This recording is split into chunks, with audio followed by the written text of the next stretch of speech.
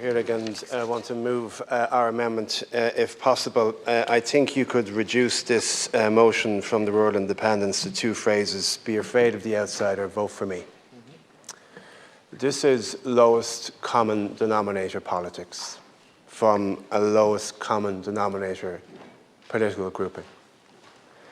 And I'm used to hearing the rhetoric from the rural independents in regards to immigration, and I'm used to being disgusted by it. And the issue with the rural independents is that whenever you challenge them, because they're not used to being challenged, they think they can say what they want, where they want, in whatever way they want, and as soon as you challenge them, they seek legal advice, which is what a coward does. A coward reaches for the legal advice when you challenge them on the facts.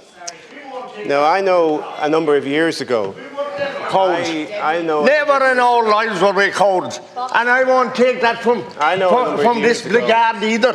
I know a number of years ago, one of the deputies opposite You'll have to listen to him. Let him speak. Suggested that asylum seekers were hoodlums, blackguards and freeloaders. We never said that. And he knew what he was saying when he said that, because he was trying to say, beware of the outsider, vote for me. And over the last month, we've had another member of the Rural Independents on 5 different occasions link immigration with criminality, saying that elderly people and women and children are scared alive on the record of this House. And we've had another deputy in the Rural Independents suggest in an interview last year that we're losing our culture because of immigration. All of this is beware of the outsider. Beware of the outsider. Vote for me.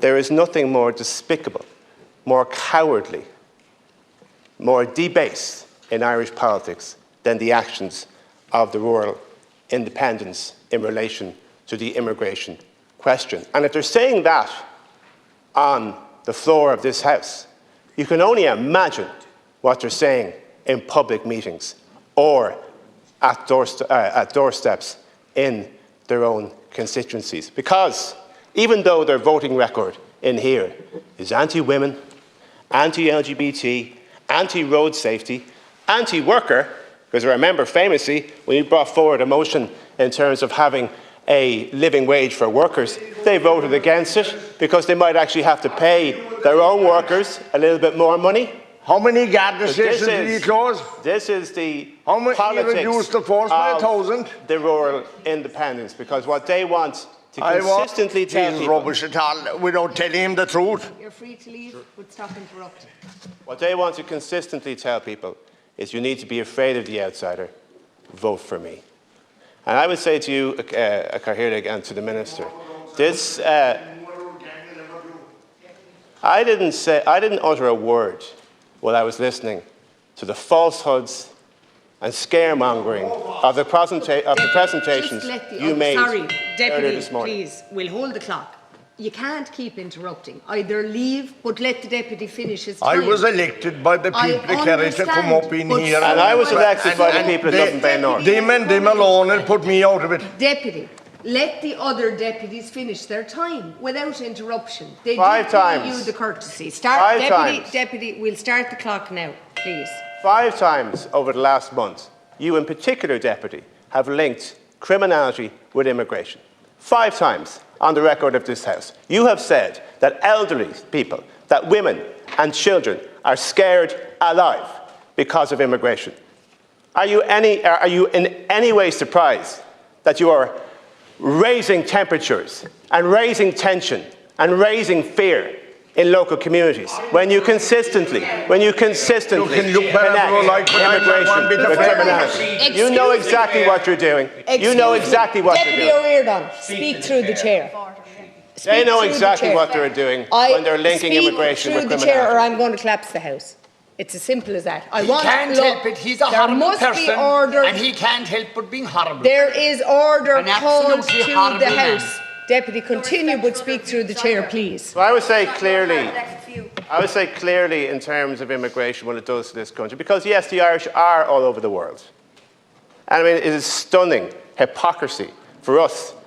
2 weeks after somebody set fire to a bus on O'Connell Street and had a riot through the city, they must be laughing this morning that the National Parliament is having a discussion on immigration. They must have really felt that they achieved their goal. When they ripped through the city centre, when they assaulted Gardaí, when they set fire to vehicles, Garda vehicles, when they intimidated bus workers, when they intimidated Lewis workers, when they made Dublin City Council workers have to clean up the place the next day, when they made everybody in this city feel fearful and wounded and traumatised, they must be delighted that the rural independents listened to their call and put down a motion on immigration. They must be absolutely delighted. So well done. Well done. Congratulations. I'll say this about immigration. Immigration keeps this city together. Immigration keeps this country together. If you need a health worker, if you need a retail worker, if you need a bus driver, these are the people who are holding our society together. There is nothing to be feared when it comes to immigration. You cannot legitimately link immigration with loss of culture or with criminality unless your political mantra is, be afraid of the foreigner, vote for me. There are things that are more important than getting votes. There are things more important than re-election for yourself. There are things that are more important to the human condition, about solidarity, about looking somebody else in the eye and knowing that they are a fellow human being doing their best to raise their family and to contribute to society. And what members in this House are consistently doing is linking immigration with criminality and making people feel fearful of the outsider. Well, I have to say, Cathaoirleach, have absolutely had enough of it. Now, Minister, you have your own responsibility and your government's responsibility to send out information which is absolutely myth-busting. It is your responsibility to challenge this stuff head-on. It is absolutely your responsibility to make sure that when people of good nature and good character and good politics are faced with this sort of rhetoric, that we have the information to hand in order to dispel these myths. But I will not in any way stand in this chamber and listen to the type of lies, the type of fear-mongering, the type of lowest common denominator politics. Thank you, Deputy. Resume your seat. Deputy, withdraw the word lies, please. He's a horrible little man. He can't contain himself. I am speaking. He's a horrible man. Is there an issue with the chairs?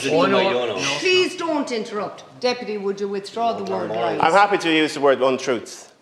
That's fine. That's a withdrawal, yeah. Thank you, Chair. Continue. Horrible you have little 30 man. seconds left, Deputy. And I will say what I have to say without fear of legal action from members opposite. So, Cathaoirleach, I will say this about immigration and this country.